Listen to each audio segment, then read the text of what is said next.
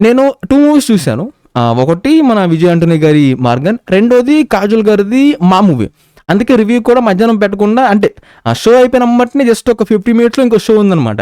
సరే 2 చూసేసి 1 బై 1 పెట్టేద్దాం అని చెప్పేసి అందుకే ఆగాను. ఇందాకే నేను విజయ్ ఆంటోనీ గారి 'మార్గన్' రివ్యూ పెట్టేసాను. Link in the description. Miss అయితే మన ఛానల్ ఓపెన్ చేసి మీరు చెక్ చేసేయండి. కాజోల్ గారి 'మా' ఫిలిం హిందీలోనే రిలీజ్ అయింది with English subtitles. And plot విషయానికి వచ్చేసి ఎక్కువ చెప్పను.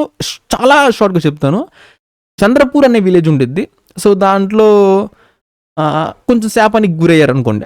ఇలా అనుకోండి సింపుల్‌గా. అది ఏంటి? మొత్తానికి ఏం జరిగింది? ఇది మీరు థియేటర్‌లో చూస్తారు.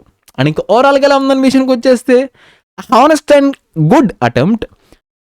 బట్ నాకు అక్కడక్కడ బాగుంది అనిపించింది. Cinematography is equally good and production quality CG work కూడా చాలా బాగా మెయింటైన్ చేస్తారు. ఆ వేర్లు, ఆ ట్రీ, ఆ ఫార్మేషన్ అవన్నీ కూడా. బట్ ఎందుకు ఇలా చెప్పానంటే నాకు ఫస్ట్ హాఫ్ అంతా చూసిన తర్వాత అప్పుడు ఒక రివ్యూ పెట్టాను నేను. మంజాయ్ MUNJYA మంజాయ్ ఫిల్మ్. ఆ ఫిల్మ్ అనమాట.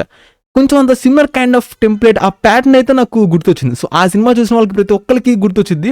ఇదేంటంటే హారర్ థ్రిల్లర్ మాత్రమే, అది హారర్ కామెడీ అంత మిక్స్ అయి ఉంటుంది.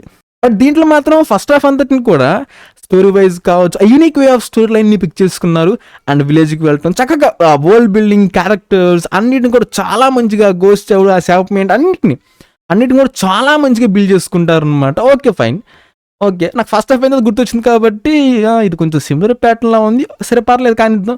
బానే బిల్డ్ చేసుకున్నారు. ఇప్పుడు సెకండ్ హాఫ్ చూద్దాం. దీన్ని ఎలా ఇంకా ఎగ్జిక్యూషన్ వైస్‌గా ముందుకు తీసుకెళ్తారని చెప్పేసి. సెకండ్ హాఫ్ కొంచెం సేపు సాగదీశారనిపించింది. అండ్ దాని తర్వాత ద మేజర్ కీ పోర్షన్స్ అక్కడైతే పట్టుకున్న వెంటనే ఇదేంటో నార్మల్‌గా అయిపోతున్నారు. ఇంత సింపుల్‌గా అయిపోయిందేంటి? ఆ సీన్స్‌ని కొంచెం అంత మంచిగా హ్యాండిల్ చేసుంటే ఇంకొంచెం బాగుండేది కదా అనిపించింది. నెక్స్ట్ ఖాళీది ఆ డెవిల్ వాళ్ళిద్దరి మధ్యన ఫైటింగ్ అనేది బాగానే డిజైన్ చేశారు.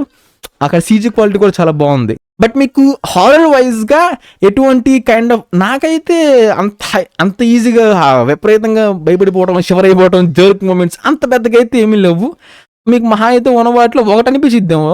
బట్ నాకైతే ఎక్కడ ఏమి అనిపించలేదు. హారర్ వైజ్‌గా అయితే పెద్దగా ఎక్స్పెక్ట్ చేయొద్దు. And climax it's good man. అందరిని కూడా బాగానే ఏం చేసి అనిపించింది. సో ఒకటైతే అనిపించింది ఇంకా సినిమా అయిన తర్వాత ఓకే ఫైన్ మ్యాన్, మొత్తానికి మన బాలీవుడ్ వాళ్ళు కొంచెం అంత నెమ్మదిగా పికప్ అవుతున్నారు.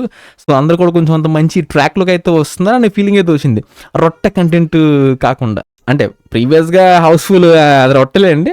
బట్ కొంచెం పికప్ అవుతున్నారని చెప్పొచ్చు. సో అలాగా ఒక మిక్స్డ్ కైండ్ ఆఫ్ బ్యాగ్ ఎమోషన్స్‌తో బయటకొచ్చాను. So not a complete satisfaction. పార్ట్స్‌గా అలా అంతే. And this one goes for the absolutely pure brown star man. So coming to the performances everybody they were decent man. Decent okay అందరూ కూడా. And background score కొన్ని చోట్ల okay బాగానే అనిపించింది. Not highly satisfying.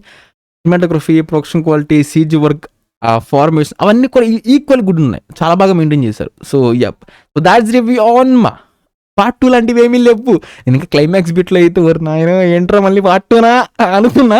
But లేదు మంచిగా end చేసేసారు. Okay very good అనిపించింది. సో అది and that's it man. Subscribe if I enjoy it and I'll catch you on the next one.